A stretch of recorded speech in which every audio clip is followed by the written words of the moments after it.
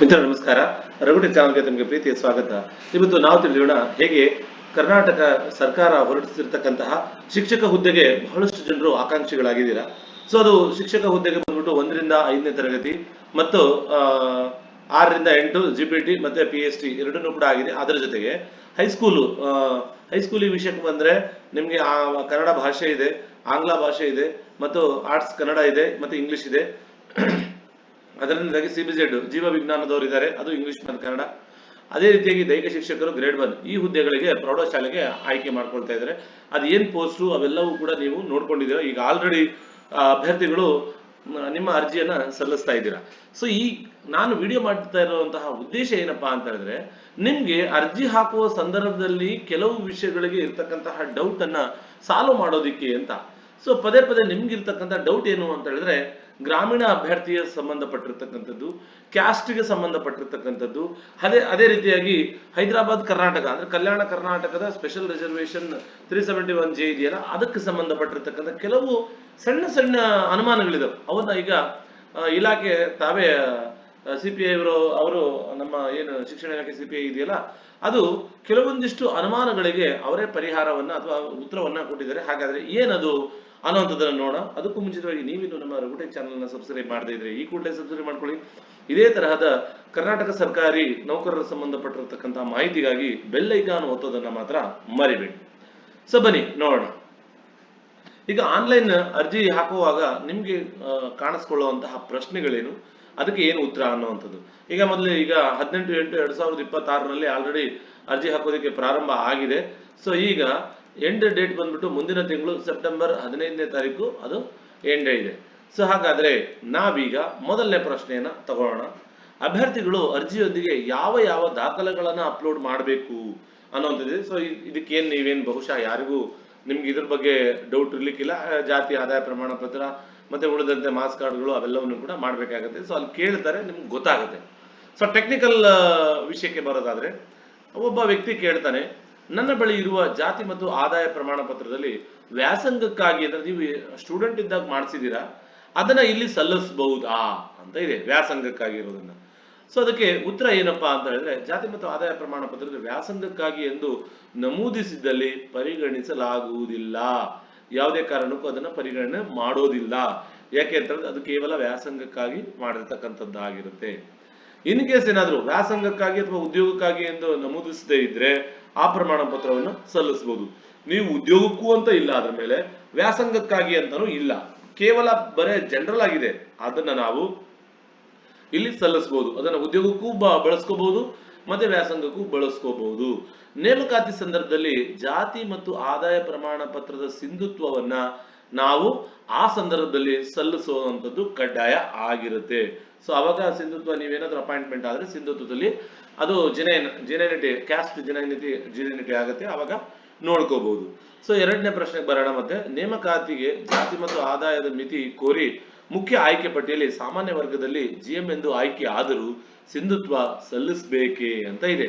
So ಅದನ್ನ ಹೇಗೆ ಮಾಡ್ಕೊಳ್ಳೋದು ನಾವು ಅನ್ನುವಂಥದ್ದನ್ನ ನೋಡೋಣ.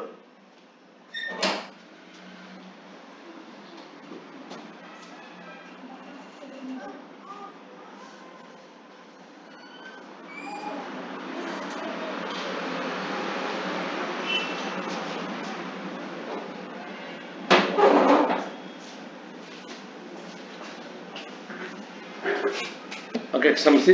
ಸೊ ಈಗ ನೇಮಕಾತಿ ಸಂದರ್ಭದಲ್ಲಿ ನೀವು ಏನ್ ಮಾಡ್ತೀರಾ ಅಂತ ಹೇಳಿದ್ರೆ, ಯಾವುದೋ ಒಂದು ಜಾತಿಯ ಆದಾಯ ಪ್ರಮಾಣ ಪತ್ರವನ್ನ ಸಲ್ಲಿಸ್ತೀರಾ. ಸಲ್ಲಿಸುವಾಗ ನಿಮ್ದು ಏನಾಗಿರುತ್ತೆ, ನೀವು GM ಅಲ್ಲೇ ಸೆಲೆಕ್ಟ್ ಆಗ್ತೀರಾ ಅಂತ ಅನ್ಕೊಳ್ಳಿ. ಸೊ ನೀವು ಜಾತಿಯಲ್ಲಿ ಕೊಟ್ಟಿರ್ತಕ್ಕಂಥದ್ದು ಅದು ಏನೋ ಡಿಫ್ರೆನ್ಸ್ ಆಗಿದೆ, ಅವಾಗ ನಿಮ್ದು ಏನಾಗುತ್ತೆ, ಜಾತಿ ಬೇಡ, ನೀವು GM ಅಲ್ಲಿ ಸಲ್ಲಿಸಿದ್ರು ಕೂಡ ನನ್ ಜಾತಿ ಬೇಡ, ನಾನು GM ಅಲ್ಲೇ ನಾನು ಸೆಲೆಕ್ಟ್ ಆಗ್ತೀನಿ ಅಂತ ನೀವೇನಾದ್ರೂ ಅನ್ಕೊಂಡ್ರೆ ಅದು ನಿಮ್ಗೆ ಜಾತಿ ರದ್ದಾದ್ರೆ ಮೆರಿಟ್ ಅಲ್ಲಿ ನೀವೇನ್ GM ಅಲ್ಲಿ ಆಗಿದ್ರಲ್ಲ ಅದು ಕೂಡ ರದ್ದಾಗತ್ತೆ. ನೆನಪಿರ್ಲಿ, ಯಾವುದೇ ಕಾರಣಕ್ಕೂ ಜಾತಿ ಆದಾಯದ ಸಂಬಂಧಪಟ್ಟಂತೆ ಯಾವುದೇ ರೀತಿ ತಪ್ಪು ಮಾಹಿತಿಗಳನ್ನ ಕೊಡಬೇಡಿ. ಇನ್ ಕೇಸ್ ಏನಾದ್ರು ನಮ್ದು ಜಾತಿ ಆದಾಯ ಪ್ರಮಾಣ ಪತ್ರದಲ್ಲಿ ವ್ಯತ್ಯಾಸ ಇತ್ತು, ನಾನು ಸಾಮಾನ್ಯ ವರ್ಗದಲ್ಲೇ ಹೋಗ್ತೀನಿ ಅಂತ ಅಂದ್ರೆ ಆ ಟೈಮಲ್ಲಿ ನಾನು ಸಾಮಾನ್ಯ ವರ್ಗಕ್ಕೆ ಹೋಗ್ತೀನಿ ಅಂದ್ರೆ ಆಗೋದಿಲ್ಲ. ಅಲ್ಲಿನೂ ಕೂಡ ಅಷ್ಟೇನೆ GM ಅದರ್ಸ್ ಅಲ್ಲೂ ಬರ್ತೀರಾ, GM SC ನಲ್ಲಿ ಬರ್ತೀರಾ, ಈ ರೀತಿಯಾಗಿ ಬೇರೆ ಬೇರೆ ಇದರಲ್ಲಿ ತಗೊಳ್ತಾರೆ ನಿಮ್ಮನ್ನ. ಹಾಗಾಗಿ ನೀವೇನ್ ಮಾಡ್ಬೇಕಾಗತ್ತೆ, ಕರೆಕ್ಟ್ ಆಗಿರೋ ಅಂಥದ್ದನ್ನೇ ಜಾತಿ ವಿಷಯದಲ್ಲಿ ಕರೆಕ್ಟ್ ಆಗಿರೋ ಅಂಥದ್ದನ್ನೇ ನೀವು ಬಳಸಿ. ಇಲ್ಲಾಂದ್ರೆ GMO ಇಲ್ಲವಲ್ಲ ಜಾತಿ ಪ್ರಮಾಣ ಪತ್ರದಲ್ಲಿ ತಪ್ಪಿದ್ರೆ ಅದನ್ನು ಕೂಡ ನಿಮಗೆ ಸಿಗೋದಿಲ್ಲ. ಸೊ ಅದೊಂದು ತಗೊಳ್ಳಿ. ಸೊ ಇನ್ನು ತುಂಬಾ ಇಂಪಾರ್ಟೆಂಟ್ ಮತ್ತೆ ತುಂಬಾ ಅನುಮಾನ ಇರುವಂತದ್ದು SC ಜಾತಿಗಳಲ್ಲಿ ಇರ್ತಕ್ಕಂತಹ ನಮೂನೆ ಡಿ ನಲ್ಲಿ ಇರ್ತಕ್ಕಂಥ ಮಾಹಿತಿ. ಸೊ ಅದೇನು SC ನಲ್ಲಿ ಈಗ ಏನಾಗಿದೆ ಅಂತ ಹೇಳಿದ್ರೆ, ಈ ವರ್ಷದಿಂದ ಪ್ರವರ್ಗ ಎ, ಪ್ರವರ್ಗ ಬಿ, ಪ್ರವರ್ಗ ಸಿ ಅಂತ ಜಾತಿ ಪ್ರಮಾಣ ಪತ್ರವನ್ನ ಈಗ ತಗೊಂಡಿದ್ದಾರೆ. ಸೊ ಅದನ್ನೇ ಸಲ್ಲಿಸ್ಬೇಕಾ ಅಥವಾ ಈ ಹಳೇದಿರೋದನ್ನೇ ಸಲ್ಲಿಸಬಹುದಾ ಅಂತ ಇದೆ. ಸೊ ಈಗ ಅದು ಜಾತಿ ಜನಗಣತಿ ಆದ್ಮೇಲೆ ಸರಿಯಾಗಿ 1 ವರ್ಷದಿಂದ ಜಾತಿ ಜನಗಣತಿ ಆಯಿತು SC ನಲ್ಲಿ. ಸೊ ಅವಾಗ ಅವರು ಹೇಳಿದ್ದಾರೆ ನೋಡಿ, ಜಾತಿ ಪರಿಶಿಷ್ಟ ಜಾತಿಗೆ ಸೇರಿದಂತಹ ಡಿ ನಮೂನೆಯಲ್ಲಿ ಪ್ರವರ್ಗ ಎ, ಪ್ರವರ್ಗ ಬಿ, ಪ್ರವರ್ಗ ಸಿ ಅನ್ನುವಂಥದ್ದನ್ನ ನಮೂದು ಮಾಡಲಾಗಿದೆ. ಸೊ ಅದೇ ಜಾತಿ ಪ್ರಮಾಣ ಪತ್ರವನ್ನು ಪಡೆಯೋದು ಮತ್ತೆ ಅದನ್ನು ತಗೊಳ್ಳೋದು ಕಡ್ಡಾಯವಾಗಿರುತ್ತೆ. ಈಗ ಉಚಿತವಾಗಿ ಸರ್ಕಾರವೇ ಎಲ್ಲಾ ಊರುಗಳಿಗೆ ಎಲ್ಲರಿಗೂ ಕೂಡ ಈ ಹಿಂದೆ ಏನಾದರೂ ಮಾಡಿಸಿದ್ರೆ ಅವರಿಗೆ ಉಚಿತವಾಗಿನೇ ಸರಬರಾಜು ಮಾಡ್ತಾ ಇದ್ದಾರೆ. ನಿಮ್ಗೆ ಏನಾದರೂ ತಲುಪಿಲ್ಲ ಅಂತ ಹೇಳಿದ್ರೆ ಕೇಳಿ ತಗೊಳ್ಳಿ, ಇಲ್ಲ ಅಂತ ಹೇಳಿದ್ರೆ ನೀವು ಹೊಸದಾಗಿ ಮಾಡಿಸ್ಕೋಬೇಕಾಗತ್ತೆ. ಸೊ ನೀವು ಆ ಪ್ರವರ್ಗ ಎ, ಬಿ, ಸಿ ಅಂತ ಇದೆಯಲ್ಲ ಅದನ್ನೇ ನೀವು ತಗೋಬೇಕಾಗತ್ತೆ. ಇದು ಕಂಪಲ್ಸರಿ. ನೀವು ಬರೀ ಯಾವುದು ವರ್ಗ ಇಲ್ಲ ಅಂದ್ರೆ ಹಳೇದನ್ನ ಈಗ ತಗೊಳ್ಳೋದಿಲ್ಲ. ಈ ಪ್ರತಿಯೊಬ್ರು ಕೂಡ SC ನವರು ತಮ್ಮದೇ ಆಗಿರ್ತಕ್ಕಂಥ ಜಾತಿ ಪ್ರಮಾಣ ಪತ್ರವನ್ನು ಮಾಡಿಸಲೇಬೇಕು. ಈ ಹಿಂದೆ ಇಲ್ಲ ಸರ್, ನಮ್ದು ಈ ಹಿಂದೆ ಏನಾಗಿದೆ ಜೀವಿತಾವಧಿ ಇದೆ ಅಂತ ಹೇಳಿದ್ರೆ ಈ ಹಿಂದೆ ಇತ್ತು, ಈಗಲೂ ಇರುತ್ತೆ. ಆದ್ರೆ ಈಗ ಅದರಲ್ಲೇ ಬೇರೆದಾಗಿದೆ. ಈಗ ತಗೊಂಡ್ರೆ ನೀವು ಜೀವಿತಾವಧಿಯವರಿಗೆ ಇರುತ್ತೆ. ಹಾಗಾಗಿ ಅದರ ಬಗ್ಗೆ ಲಕ್ಷ್ಯ ವಹಿಸಿ. ಇನ್ನೊಂದು, ಸೊ ಈಗ ಒಬ್ಬ ಸ್ಟೂಡೆಂಟ್ ಏನ್ ಮಾಡಿರ್ತಾನೆ, ಅವನು ವ್ಯಾಸಂಗದ ಸಮಯದಲ್ಲಿ ಅವನ ಜಾತಿ ಏನಾಗಿತ್ತು ಅಂದ್ರೆ 2A ಆಗಿತ್ತು. ಸೊ ಈಗ ಅದು ಏನಾಗಿದೆ ಅಂತ ಹೇಳಿದ್ರೆ ಆದಾಯ ಪ್ರಮಾಣ ಪತ್ರವನ್ನು ಅವರು ಜಾತಿ ಮತ್ತು ಆದಾಯ ಪ್ರಮಾಣ ನೀಡಿರ್ತಾರೆ. ಸೊ ಈಗ ಉದ್ಯೋಗಕ್ಕೆ ಇವಾಗ ಸಲ್ಲಿಸಬೇಕಾದ್ರೆ ಅದೇ ಜಾತಿ ಏನಾಗಿದ್ರೆ 3B ಅಂತ ಆಗಿದೆ. ಸೊ ಈಗ ನಾನು ಯಾವ ಜಾತಿ ಪ್ರಮಾಣ ಪತ್ರ ಸಲ್ಲಿಸ್ಲಿ ಅಂತ ಕೇಳ್ತಾ ಇದ್ದಾರೆ. ಸೊ ಈಗ ಏನಾಗಿದೆ ಅಂತ ಹೇಳಿದ್ರೆ, ನೀವು ಅವತ್ತಿದ್ದಂತಹ ಜಾತಿ ಏನಾದರೂ ಈಗ ಬದಲಾವಣೆ, ಕೆಲವು ಸಲ ಪಂಗಡಗಳಲ್ಲಿ ಬೇರೆ ಬೇರೆ ಆಗಿರುತ್ತೆ. ಸೊ ಒಳ ಮೀಸಲಾತಿ ಅವು ಇವು ಜಾತಿ ಜನಗಳು ಇದರ ಆಧಾರದ ಮೇಲೆ ಚೇಂಜ್ ಆಗಿರುತ್ತೆ. ಆವಾಗ ನೀವೇನ್ ಮಾಡ್ಬೇಕು, ಪ್ರೆಸೆಂಟ್ ಇರುವಂತದ್ದನ್ನೇ ಸರ್ಕಾರ ಯಾವುದನ್ನ ಯಾವ ಜಾತಿಗೆ ಸೇರಿಸಿದ್ದಾರೆ ಅನ್ನುವಂಥದ್ದು ನಿಮಗೆ ಗೊತ್ತಾಗ್ಬೇಕು ಅಂತ ಹೇಳಿದ್ರೆ ನಿಮ್ಮ ಜಾತಿ ಪ್ರಮಾಣ ಪತ್ರ ನೀವು ಪಡ್ಕೋಬೇಕಾಗುತ್ತೆ. ಈಗ ಈ ಪ್ರೆಸೆಂಟ್ ಯಾವ್ದು ಜಾತಿನಲ್ಲಿ ನಿಮ್ಮ ಉಪಜಾತಿ ಬರುತ್ತೋ, ಯಾವ ಪಂಗಡದ ಪ್ರವರ್ಗದ ಅಡಿಯಲ್ಲಿ ಬರುತ್ತೋ ಅದನ್ನೇ ನೀವು ಪಡ್ಕೊಂಡು ಅಪ್ಲೋಡ್ ಮಾಡ್ಬೇಕಾಗುತ್ತೆ. ಸೊ ಅಲ್ಲಿಗೆ 3B ಬರುತ್ತೆ, ಇವತ್ತಿಗೆ 3B ಬರುತ್ತೆ ಅಂತ ಹೇಳಿದ್ರೆ 3B ನಲ್ಲೇ ಜಾತಿ ಆದಾಯ ಪ್ರಮಾಣ ಪತ್ರನ ಸಲ್ಲಿಸಬೇಕು. ಸೊ ಇದು ಜಾತಿಗೆ ಸಂಬಂಧಪಟ್ಟಿರತಕ್ಕಂತ ಮಾಹಿತಿ ಆಯ್ತು. ತದನಂತರ ಕಲ್ಯಾಣ ಕರ್ನಾಟಕದ 371J ಮೀಸಲಾತಿಗೆ ಸಂಬಂಧಪಟ್ಟಿರತಕ್ಕಂತ ಮಾಹಿತಿ ಇದೆ. ಸೊ ಇದರಲ್ಲಿ ಬಹಳಷ್ಟು ಜನರಿಗೆ ಗೊಂದಲವೂ ಕೂಡ ಇದೆ. ಸೊ ಕಲ್ಯಾಣ ಕರ್ನಾಟಕ ಪ್ರಾಧಿಕಾರ ಅವರು ಏನ್ ಮಾಡಿದ್ದಾರೆ ಅಂತ ಹೇಳಿದ್ರೆ ಅವ್ರಿಗೆ 371J ಪ್ರಮಾಣ ಪತ್ರವನ್ನು ಕೊಟ್ಟಿದ್ದಾರೆ. ಸೊ ಇದರ ಅಡಿಯಲ್ಲಿ ಅವರಿಗೆ ಅದಕ್ಕೆ RD ನಂಬರ್ ಕೂಡ ಇರುತ್ತೆ. RD ನಂಬರ್ ಅವರು ಪಡ್ಕೊಂಡಿದ್ದಾರೆ ಅಂತ ಹೇಳಿದ್ರೆ ನೇಮಕಾತಿ ಸಂದರ್ಭದಲ್ಲಿ ನಾವೇನ್ ಮಾಡಬೇಕು ಅಂತ ಹೇಳಿದ್ರೆ ಆ 371J ಇರುವಂತಹ ಪ್ರಮಾಣ ಪತ್ರದಲ್ಲಿ RD ನಂಬರ್ ಇರಬೇಕು, ಅದು ಕಡ್ಡಾಯವಾಗಿ ಇರಲೇಬೇಕು. RD ನಂಬರ್ ಇರುವಂತಹ 371 ಮೀಸಲಾತಿ ಪ್ರಮಾಣ ಪತ್ರವನ್ನು ಸಲ್ಲಿಸಲೇಬೇಕು. ಸೊ ಹಾಗಾಗಿ ನಿಮ್ಮ ಹತ್ರ ಯಾವ್ದಾದ್ರು ಹಳೆದು ಯಾವ್ದಾದ್ರು ಇದ್ರೆ, ಅಥವಾ ನಾನು ಬೇರೆ ಕಲ್ಯಾಣ ಕರ್ನಾಟಕಕ್ಕೆ ಸೇರಿದ್ದೀನಿ ಅಂತ ಹೇಳಿದ್ರೆ ಆಗಲ್ಲ. ಈಗ ನೀವು ಗುಲ್ಬರ್ಗದವ್ರು ಆಗಿದ್ದೀರಾ, ಸೊ ಅದಕ್ಕೆ ನೀವು ಜಾತಿ ಮತ್ತು ಆದಾಯ ಪ್ರಮಾಣ ಪತ್ರ ಇದೆ, ಎಲ್ಲವೂ ಇದೆ. ಬಟ್ ನಿಮ್ಮ ಹತ್ರ ಆ ಜಿಲ್ಲೆ 371J ಮೀಸಲಾತಿ ಅಡಿಯಲ್ಲಿ ಇದ್ರೂ ಕೂಡ ನಿಮ್ಮ ಹತ್ರ ಪ್ರಮಾಣ ಪತ್ರ ಇಲ್ಲ ಅಂದ್ರೆ ನಿಮ್ಗೆ ಮೀಸಲಾತಿ ಕ್ಲೈಮ್ ಮಾಡ್ಕೊಳ್ಳೋದಕ್ಕೆ ಆಗೋದಿಲ್ಲ. ಸೊ ಹಾಗಾಗಿ ಅದನ್ನೊಂದ್ಸಲ ನೋಡ್ಕೊಂಡಿದೀವಿ. ಸೊ ಈಗ ಒಬ್ಬ ಹೆಣ್ಣು ಮಗಳು, ಅವಳು ಹುಟ್ಟು ಬೆಳೆದಿದ್ದು ಎಲ್ಲವೂ ಕೂಡ ಏನಾಗಿದೆ ಅಂತ ಹೇಳಿದ್ರೆ HK ನಲ್ಲೇ ಇದೆ, ಕಲ್ಯಾಣ ಕರ್ನಾಟಕದಲ್ಲೇ ಇದೆ. ಸೊ ಈಗ ಅವಳು ಬೇರೆ ಜಿಲ್ಲೆ ಬೆಂಗಳೂರಿಗೆ ಬಂದು ಸೆಟ್ಲ್ ಆಗಿದ್ದಲ್ಲಿ ಇಲ್ಲೇ ಗಂಡ ಎಲ್ಲ ಇಲ್ಲೇ ಇದ್ದಾರೆ. ಸೊ ಅವರು ಇದನ್ನ ಕ್ಲೈಮ್ ಮಾಡ್ಕೋಬಹುದಾ ಅಂದ್ರೆ 371 ಬಳಸಬಹುದಾ ಅಂತ 100% ಬಳಸಬಹುದು. ಯಾಕೆ ಅಂತ ಹೇಳಿದ್ರೆ ನೀವು 371J ಮೀಸಲಾತಿ ಅಡಿಯಲ್ಲಿ ಅವತ್ತಿದ್ದಿದ್ರಿ ಅಂತ ಹೇಳಿದ್ರೆ ಇವತ್ತು ಕೂಡ ಆ ಒಂದು ಮೀಸಲಾತಿಯನ್ನು ನೀವು ಪಡ್ಕೋಬಹುದು. ಸೊ ಹಾಗಾಗಿ ಅದನ್ನು ನೀವು ಗಮನಿಸ್ಕೊಳ್ಳಿ. ಸೊ ಇದು ಕೂಡ ಸೇಮ್ ಅದೇನೇ ಇದೆ. ಸೊ 371J ಅಡಿನಲ್ಲಿ ಬರ್ತಕ್ಕಂತಹ ಕಲ್ಯಾಣ ಕರ್ನಾಟಕದ ಅಭ್ಯರ್ಥಿ ಬೇರೆ ಜಿಲ್ಲೆಗಳಿಗೆ, ಕರ್ನಾಟಕೇತರಗಳಿಗೆ ಅರ್ಜಿ ಸಲ್ಲಿಸಬಹುದು. ಸೊ ಅದು 20% ನಿಮಗೂ ಕೂಡ ಸಿಗುತ್ತೆ. ಅದನ್ನು ಕೂಡ ನೀವು ಗಮನಿಸಿ ಅದನ್ನ ತಗೋಬೇಕಾಗುತ್ತೆ. ಜೊತೆಗೆ ಇಡೀ ಕರ್ನಾಟಕದಾದ್ಯಂತ ಒಂದೇ ಏಕಕಾಲದಲ್ಲಿ ಪರೀಕ್ಷೆ ನಡೆಯೋದ್ರಿಂದ ನೀವು ಯಾವ್ದಾದ್ರು ಒಂದ್ ಕಡೆ ಮಾತ್ರ ಸಲ್ಲಿಸಬಹುದಾಗುತ್ತೆ.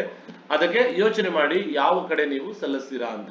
ಸೊ ನಾನು ಹೈದರಾಬಾದ್ ಕರ್ನಾಟಕದವರು ಕೂಡ ಅಂದ್ರೆ ಹೈದರಾಬಾದ್ ಕರ್ನಾಟಕ ಅಲ್ಲದೆ ಇರೋರು ಅಂದ್ರೆ ಕಲ್ಯಾಣ ಕರ್ನಾಟಕ ಅಲ್ಲದೆ ಇರೋರಿಗೂ ಕೂಡ ಕಲ್ಯಾಣ ಕರ್ನಾಟಕದಲ್ಲಿ ಏನಾಗಿದೆ ಅಂದ್ರೆ 20% ರಿಸರ್ವೇಶನ್ ಇದೆ, ಅವರನ್ನು ಕೂಡ ಅಲ್ಲಿ ತಗೋಬಹುದಾಗತ್ತೆ. ಸೊ ನೀವು ಅದೇ ಹೇಳಿದ ನೋಡಿ, 100% ಹುದ್ದೆಗಳಿಗೆ ರಾಜ್ಯಾದ್ಯಂತ ಏಕಕಾಲದಲ್ಲಿ ಪರೀಕ್ಷೆ ನಡೆಯಲಿದೆ.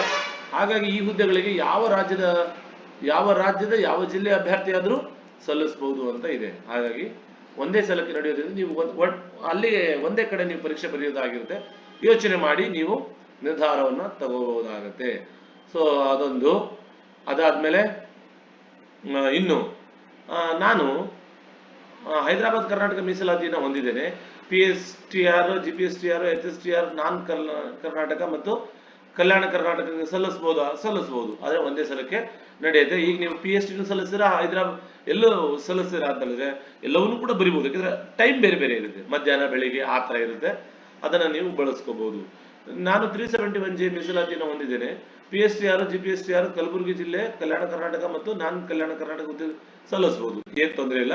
ನೀವು ಕಲ್ಯಾಣ ಕರ್ನಾಟಕದವರಾಗಿದ್ರೆ ಕಲ್ಯಾಣ ಕರ್ನಾಟಕದಲ್ಲಿ ಏನು ಸಲ್ಲಿಸಬಹುದಾಗತ್ತೆ. ಸೊ ಈಗ 371J ಮೀಸಲಾತಿ ಪ್ರಮಾಣ ಪತ್ರದಲ್ಲಿ ವಿದ್ಯಾಭ್ಯಾಸಕ್ಕಾಗಿ ಮತ್ತು ಸರ್ಕಾರಿ ಸೌಲಭ್ಯಕ್ಕಾಗಿ ಅಂತ ಇದೆ. ಈ ಪ್ರಮಾಣ ಪತ್ರವನ್ನು ನಾವು ಈಗ ಪ್ರೆಸೆಂಟ್ ಈ ಒಂದು ಸರ್ಕಾರಿ ಕೆಲಸಕ್ಕೆ ಬಳಸಬಹುದಾ? 100% ಬಳಸಬಹುದು. ಯಾಕೆ ಅಂತ ಹೇಳಿದ್ರೆ ಅಲ್ಲಿ ಸರ್ಕಾರಿ ಸೌಲಭ್ಯಕ್ಕಾಗಿ ಅಂತ ಇದೆಯಲ್ಲ, ಹಾಗಾಗಿ ಇದು ಕೂಡ ಸರ್ಕಾರಿ ಸೌಲಭ್ಯನೇ ಆಗಿರೋದ್ರಿಂದ ಬಳಸ್ಕೋಬಹುದು. ವಿದ್ಯಾಭ್ಯಾಸಕ್ಕೆ ಯೂಶಲಿ ಬಳಸ್ಕೊಳ್ತೀರಾ. ಸೊ ಇದು ಕಲ್ಯಾಣ ಕರ್ನಾಟಕಕ್ಕೆ ಸಂಬಂಧಪಟ್ಟಿರ್ತಕ್ಕಂಥ 371J ಮೀಸಲಾತಿಯ ಗೊಂದಲಗಳಿಗೆ ಸಂಬಂಧಪಟ್ಟಿರ್ತಕ್ಕಂಥದ್ದು.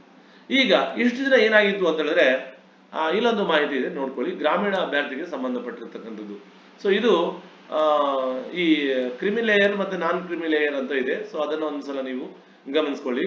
ನಾನು ಸಾಮಾನ್ಯ ಅಭ್ಯರ್ಥಿ ಆಗಿದ್ದು ಕ್ರಿಮಿ ಲೇಯರ್ ವ್ಯಾಪ್ತಿಗೆ ಅಂದ್ರೆ ಕುಟುಂಬದ ವಾರ್ಷಿಕ ಆದಾಯ 8 ಲಕ್ಷಕ್ಕೂ ಹೆಚ್ಚಿದೆ, ನಾನು ಗ್ರಾಮೀಣ ಮೀಸಲಾತಿಯನ್ನ ಕೋರಬಹುದೇ ಅಂತ ಇದೆ. ಸೊ ಈ ಏನಾಗುತ್ತೆ ಅಂತ ಹೇಳಿದ್ರೆ ಗ್ರಾಮೀಣ ಮೀಸಲಾತಿಗೆ ಕೆನೆಪದರ ನೀತಿ ಅಂದ್ರೆ ಕ್ರಿಮಿ ಲೇಯರ್ ಪಾಲಿಸಿ ಇದೆಯಲ್ಲ, ಅದು ಅನ್ವಯ ಆಗುತ್ತೆ. ಹಾಗಾಗಿ ಗ್ರಾಮೀಣ ಮೀಸಲಾತಿ ಕ್ಲೇಮ್ ಮಾಡೋದಕ್ಕೆ ಬರೋದಿಲ್ಲ. ಯಾರು GM ಅಲ್ಲಿ ಅಂದ್ರೆ ಆರ್ಥಿಕವಾಗಿ ಮುಂದಿದಾರೋ ಅವರಿಗೆ ಗ್ರಾಮೀಣ ಅಭ್ಯರ್ಥಿ ಬರೋದಿಲ್ಲ. ಹಾಗಾಗಿ ನೀವು ಗ್ರಾಮೀಣ ಅಭ್ಯರ್ಥಿಯನ್ನ ತಗೊಳ್ಳೋ ಅವಶ್ಯಕತೆ ಬರೋದೇ ಇಲ್ಲ. ನಾನು ಸಾಮಾನ್ಯ ಅಭ್ಯರ್ಥಿ ಆಗಿದ್ದೇನೆ. ಕ್ರಿಮಿ ಲೇಯರ್ ವ್ಯಾಪ್ತಿಗೆ ಅಂದ್ರೆ ಕುಟುಂಬದಲ್ಲಿ ಏನಿದೆ ಅಂತಂದ್ರೆ 8 ಲಕ್ಷಕ್ಕೂ ಕಡಿಮೆ ಆದಾಯ ಇದೆ, ನಾನು ಗ್ರಾಮೀಣ ಮೀಸಲಾತಿ ಕೋರಬಹುದಾ? ಎಸ್, ಕೋರಬಹುದು. ಯಾಕೆ ಅಂತ ಹೇಳಿದ್ರೆ ನಿಮ್ಗೆ 8 ಲಕ್ಷಕ್ಕಿಂತ ಕಡಿಮೆ ಆದಾಯ ಇದೆ ಅಂತ ಹೇಳಿದ್ರೆ ನೀವೇನಾಗಿದ್ರೆ ನಾನ್ ಕ್ರಿಮಿ ಲೇಯರ್ ಸರ್ಟಿಫಿಕೇಟ್ ಅನ್ನ ಪಡ್ಕೋಬೇಕಾಗುತ್ತೆ. ಹೇಗೆ ಕ್ಯಾಸ್ಟ್ ಇನ್ಕಮ್ ಪಡ್ಕೊಳ್ತಿರೋ ಅದನ್ನ ಪಡ್ಕೊಂಡು ನಮೂನೆ 1ರಲ್ಲಿ RD ನಂಬರ್ ಅನ್ನ ಹೊಂದಿರುತ್ತೆ. ಆ ಪತ್ರ RD ನಂಬರ್ ಕೂಡ ಹೊಂದಿರುತ್ತೆ. ಆ ಪತ್ರವನ್ನ ನಿಮ್ಮ ತಾಲೂಕು ತಹಸೀಲ್ದಾರರು ಅದನ್ನ ಇಶ್ಯೂ ಮಾಡುವಂತದ್ದಾಗಿರುತ್ತೆ. ಸೊ ಅದರಿಂದ ಪಡ್ಕೊಂಡು ನೀವು ಸಲ್ಲಿಸಬಹುದು. ಯಾಕೆ ಅಂತ ಹೇಳಿದ್ರೆ ನೀವು ನಾನ್ ಕ್ರಿಮಿ ಲೇಯರ್ ಸರ್ಟಿಫಿಕೇಟ್ ನಿಮ್ಮ ಹತ್ರ ಇದೆ, ಹಾಗಾಗಿ ನೀವು ಆರ್ಥಿಕವಾಗಿ ಹಿಂದುಳಿದರು ಅನ್ನುವಂತ ಲೆಕ್ಕದಲ್ಲಿ ಬರುತ್ತೆ. ಈಗ ನಾನು ಹಿಂದುಳಿದ ವರ್ಗಗಳಿಗೆ ಸೇರಿರುತ್ತೇನೆ. ಅದು 2A, 2B, 3A, 3B ಅಭ್ಯರ್ಥಿ ಆಗಿರುತ್ತೆ. ಅವ್ರದ್ದು ಏನಾಗಿದೆ ಅಂತ ಹೇಳಿದ್ರೆ ವಾರ್ಷಿಕ ಆದಾಯ 8 ಲಕ್ಷ ಇದೆ, ಅವರು ಗ್ರಾಮೀಣ ಅಭ್ಯರ್ಥಿ ಮೀಸಲಾತಿ ತಗೋಬಹುದಾ ಅಂತ ಇದೆ. ಸೊ ತಗೊಳ್ಳೋದಕ್ಕೆ ಆಗೋದಿಲ್ಲ. ಯಾಕೆ ಅಂತ ಹೇಳಿದ್ರೆ ಇಲ್ಲಿ ಕೆನಿಪದರ ನೀತಿ ಕ್ರಿಮಿ ಲೇಯರ್ ಪಾಲಿಸಿಯಲ್ಲಿ ಅನ್ವಯ ಆಗುತ್ತೆ, ಹಾಗಾಗಿ ತಗೊಳಕ್ ಬರೋದಿಲ್ಲ. ಸೊ ಇನ್ನು SC ST ಅವರು ಮತ್ತೆ ಪ್ರವರ್ಗದವರು ಕ್ರಿಮಿ ಲೇಯರ್ ನೀತಿಗೆ ಅನ್ವಯಿಸುತ್ತಾರೆಯೇ, ಗ್ರಾಮೀಣ ಮೀಸಲಾತಿ ಕೋರಬಹುದಾ ಅಂತ ಇದೆ. ಸೊ ಅಲ್ಲಿನೂ ಕೂಡ ಅವರು ಸ್ಪಷ್ಟನೆಯನ್ನು ಕೊಡಿದ್ದಾರೆ. SC ST ಮತ್ತು ಪ್ರವರ್ಗ 1 ಅಭ್ಯರ್ಥಿಗಳಿಗೆ ಆದಾಯದ ಮಿತಿ ನಿಗದಿಪಡಿಸಿಲ್ಲವಾದ್ದರಿಂದ ಗ್ರಾಮೀಣ ಮೀಸಲಾತಿ ಕೋರಿದ ಅಭ್ಯರ್ಥಿಗಳಿಗೆ ಕ್ರಿಮಿ ಲೇಯರ್ ನೀತಿ ಅನ್ವಯಿಸುವುದಿಲ್ಲ. ಅವರು ಈಗ SC ST ಗಳಿಗೆ ಇಷ್ಟೇ ಆದಾಯ ಇರಬೇಕು ಅನ್ನುವಂತ ಎಲ್ಲೂ ಕೂಡ ಅವರಿಗೆ ಮಾಹಿತಿಗಳು ಇಲ್ಲದೆ ಇರೋದ್ರಿಂದ ಅವರು ಗ್ರಾಮೀಣ ಅಭ್ಯರ್ಥಿ ಎಷ್ಟೇ ಆದಾಯ ಇದ್ರೂ ಕೂಡ ಅವರು ಗ್ರಾಮೀಣ ಅಭ್ಯರ್ಥಿಯಾಗಿ ಅವರು ಮೀಸಲಾತಿಗೆ ಎಲಿಜಿಬಲ್ ಇದ್ರೆ ಪಡ್ಕೋಬಹುದು. ಸೊ ಇದನ್ನು ಕೂಡ ನೀವು ತಗೋಬಹುದು. ಸೊ ಇದರ ಜೊತೆ ನಾನು ಸಾಮಾನ್ಯ ಅಭ್ಯರ್ಥಿ ಆಗಿದ್ದೀನಿ ಅವೆಲ್ಲ ಇದೆ. ಸೊ ಇವೆಲ್ಲ ಬಹುಶಃ ಬಹಳಷ್ಟು ಜನರಿಗೆ ಇರೋದಿಲ್ಲ. ಸೊ ಇದಿಷ್ಟು ಯಾವುದಕ್ಕೆ ಗ್ರಾಮೀಣ ಅಭ್ಯರ್ಥಿಯಾಗಿ ಇರೋದಕ್ಕೆ. ಸೊ ಇನ್ನೂ ಒಂದಿದೆ, ನಾನು 2A ಪ್ರವರ್ಗಕ್ಕೆ ಸೇರಿದ್ದು 1ನೇ ತರಗತಿಯಿಂದ 10ನೇ ತರಗತಿವರೆಗೆ ಗ್ರಾಮೀಣ ಪ್ರದೇಶದಲ್ಲಿ ವ್ಯಾಸಂಗ ಮಾಡಿದ್ದೇನೆ. ನನ್ನ ತಂದೆಯವರು ಸರ್ಕಾರಿ ನೌಕರಿಯಲ್ಲಿದ್ದು ವಾರ್ಷಿಕ ಆದಾಯವು 8 ಲಕ್ಷಕ್ಕಿಂತ ಹೆಚ್ಚಿದೆ. ಸಾಮಾನ್ಯ ವರ್ಗದಲ್ಲಿ ಗ್ರಾಮೀಣ ಅಭ್ಯರ್ಥಿ ಮೀಸಲಾತಿ ಕೋರಬಹುದೇ ಅಂತ ಇದೆ. ಸೊ 8 ಲಕ್ಷಕ್ಕಿಂತ ಹೆಚ್ಚಿದ್ರೆ ಗ್ರಾಮೀಣ ಅಭ್ಯರ್ಥಿ ರದ್ದಾಗುತ್ತೆ, ಅವರಿಗೆ ಬರೋದಿಲ್ಲ. ಸೊ ನೆಕ್ಸ್ಟ್ ಶೈಕ್ಷಣಿಕ ವಿದ್ಯಾರ್ಹತೆಗೆ ಸಂಬಂಧಪಟ್ಟಿರ್ತಕ್ಕಂಥದ್ದು ನಿಮ್ಗೆಲ್ಲ ಗೊತ್ತಿದೆ. ಜಿಪಿಟಿ ಹುದ್ದೆಗೆ ಆಕಾಂಕ್ಷಿಯಾಗಿ ಇರುವಂತವರು ಸರಾಸರಿ ಅಂಕಗಳನ್ನ ಗಳಿಸಿರ್ಬೇಕು, ಅವೆಲ್ಲ ಇದೆ, ಅವೆಲ್ಲ ನೀವು ನೋಡಿರ್ತೀರಾ. ಅದನ್ನೆಲ್ಲ ಬಹುಶಃ ನೀವು ಪದವಿ ಹಂತದಲ್ಲಿ 50% ಅಂಕಗಳನ್ನ ಹೊಂದಿರಬೇಕು, ಅವೆಲ್ಲ ಇದೆ. ಸೊ ಅದನ್ನೆಲ್ಲ ನಿಮ್ಗೆಲ್ಲ ಗೊತ್ತಿರುತ್ತೆ. ಸೊ ಅದನ್ನು ಕೂಡ ಒಮ್ಮೆ ನೀವು ನೋಡ್ಕೊಳ್ಳಿ. ಸೊ ಈಗ ಇನ್ನೊಂದಿದೆ, ಪ್ರಾಥಮಿಕ ಶಾಲಾ PhD ಹುದ್ದೆಯಿಂದ ಪ್ರೌಢಶಾಲಾ ಹುದ್ದೆಗೆ ಪ್ರಿ ಟೀಚರ್ ಆಗೋದಕ್ಕೆ ಅರ್ಜಿ ಸಲ್ಲಿಸಬಹುದಾ ಅಂತ ಇದೆ. ಸೊ ನೀವು ಪಿ ಟೀಚರ್ ಆಗಿ ಗ್ರೇಡ್ 1 ಸಲ್ಲಿಸಿದಿರ, ಈಗ TET CET ಅವರಿಗೆ ಅಗತ್ಯ ಇರೋದಿಲ್ಲ. ಯಾಕೆ ಅಂತಂದ್ರೆ ಹೈಸ್ಕೂಲ್ ಟೀಚರ್ಸ್ಗಳಿಗೆ CET ಆಗಲಿ TET ಆಗಲಿ ಅದು ಅಗತ್ಯ ಬರೋದೇ ಇಲ್ಲ. ಸೊ ಅದಕ್ಕೆ ಅದೊಂದಿದೆ. ನೆಕ್ಸ್ಟ್, ಇನ್ ಸರ್ವಿಸ್ ಇರುವಂತ ಅಭ್ಯರ್ಥಿಗಳು ಸರ್ಕಾರಿ ಕೆಲಸದಲ್ಲಿ ಆಲ್ರೆಡಿ ಇರ್ತಾರೆ, ಅವ್ರದ್ದು ವಿಷಯವನ್ನ ನೋಡೋಣ. ನಾನು ಸೇವಾ ನಿರತ ಅಭ್ಯರ್ಥಿಯಾಗಿದ್ದು NOC ಅರ್ಜಿಯೊಂದಿಗೆ ಸಲ್ಲಿಸಬೇಕಾ? NOC ಅರ್ಜಿಯೊಂದಿಗೆ ಸಲ್ಲಿಸುವ ಅವಶ್ಯಕತೆ ಬರೋದಿಲ್ಲ. ನೀವು 1:2 ನಲ್ಲಿ ಇಲ್ಲೊಂದು ಕಡೆ ಇದೆ, 1:2 ನಲ್ಲಿ ನೀವೇನಾದ್ರೂ ಆಯ್ಕೆ ಆದ್ರೆ ಅಲ್ಲಿ ಡಾಕ್ಯುಮೆಂಟ್ಸ್ ವೆರಿಫಿಕೇಶನ್ ಅಲ್ಲಿ ನೀವು ಸಲ್ಲಿಸಬೇಕಾಗತ್ತೆ.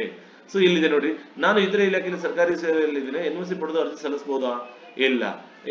ಈಗ ಸದ್ಯಕ್ಕೆ ಪಡ್ಕೊಳ್ಳದೆ ಇದ್ರು ಅರ್ಜಿಯನ್ನ ಸಲ್ಲಿಸಿ ನೀವು NOC ಬೇಕು ಅಂತ 1:2 ಮೂಲ ದಾಖಲೆಯ ಸಂದರ್ಭದಲ್ಲಿ ಮಾತ್ರ ಹಾಜರುಪಡಿಸಬೇಕು ಆಗುತ್ತೆ. ಇಲ್ಲ ಅಂತ ಹೇಳಿದ್ರೆ ನಿಮ್ಗೆ ಅವಕಾಶ ಇರೋದಿಲ್ಲ. ಸೊ ಈಗ ಒಬ್ಬ ಶಿಕ್ಷಕರು ಅಥವಾ ಶಿಕ್ಷಕಿ ಅವರು GPT ಹುದ್ದೆಯಲ್ಲಿ ಆಲ್ರೆಡಿ ಕೆಲಸ ಮಾಡ್ತಾ ಇದ್ದಾರೆ. ಈಗ ಕರೆ ಮಾಡಿರ್ತಕ್ಕಂಥ 2026 ಸಾಲಿನಲ್ಲಿ ಮತ್ತೊಮ್ಮೆ GPT ಹುದ್ದೆ ಬರೀಬಹುದಾ? ಇಲ್ಲ, ಆ ಒಂದು ಅವಕಾಶ ಇರೋದಿಲ್ಲ. ಮತ್ತೊಮ್ಮೆ GPT ಹುದ್ದೆಗೆ ಅರ್ಜಿ ಸಲ್ಲಿಸೋದಕ್ಕೆ ಅವಕಾಶ ಇರೋದಿಲ್ಲ. ಇದು ಒಂದು ನೀವು ಗಮನದಲ್ಲಿ ಇರಲಿ. ಇನ್ ಕೇಸ್ ಏನಾದರೂ GPT ಆಗಿದ್ರೆ ಅವರು ಪ್ರೌಢಶಾಲಾ ಶಿಕ್ಷಕರಾಗಿ ಉನ್ನತ ಹುದ್ದೆಗಳಿಗೆ ಅರ್ಜಿಯನ್ನು ಸಲ್ಲಿಸಬಹುದು. ಇದಿಷ್ಟು ನಿಮ್ಗೆ ಇರ್ತಕ್ಕಂತಹ ಕೆಲವು ಸಣ್ಣ ಪುಟ್ಟ ಡೌಟ್ಸ್ ಗಳನ್ನ ಪರಿಹರಿಸಿಕೊಳ್ಳೋದಕ್ಕೆ ಇರ್ತಕ್ಕಂಥದ್ದು. ಸೊ ಈಗ ವಿವಾಹಿತ ಮಹಿಳೆ ಆಗಿದ್ದು ತಂದೆಯ ಹೆಸರಿನಲ್ಲಿ ಪಡೆದ ಯೋಜನಾ ನಿರಾಶ್ರಿತ ಪ್ರಮಾಣ ಪತ್ರವನ್ನು ಸಲ್ಲಿಸಬಹುದು. ನಮೂನೆ ಅಭ್ಯರ್ಥಿಯ ಹೆಸರು ಸ್ಪಷ್ಟವಾಗಿ ನಮೂದಾಗಿರ್ಬೇಕು. ಆ ಒಂದು ನಮೂನೆಯಲ್ಲಿ ಅಭ್ಯರ್ಥಿಯ ಹೆಸರು ಅಲ್ಲಿ ಇರಬೇಕು, ಯೋಜನಾ ನಿರಾಶ್ರಿತ ಸರ್ಟಿಫಿಕೇಟ್ ಅಲ್ಲಿ ಇರಬೇಕಾಗತ್ತೆ. ಸೊ ಇದಿಷ್ಟು ಈಗ ಸದ್ಯಕ್ಕಿರ್ತಕ್ಕಂತಹ ನಿಯಮಾವಳಿಗಳು. ಸದರಿ ಪ್ರಶ್ನೋತ್ತರಗಳು ಕಾಲಕಾಲಕ್ಕೆ ಸರ್ಕಾರದಿಂದ ಹೊರಡಿಸಲಾಗುವ ಸುತ್ತೋಲೆ ಆದೇಶ ಅಧಿಸೂಚನೆಗಳಿಗೆ ಒಳಪಟ್ಟಿರುತ್ತೆ. ಇವತ್ತಿಗೆ ಇರತಕ್ಕಂತಹ ಮಾಹಿತಿ ಇದು.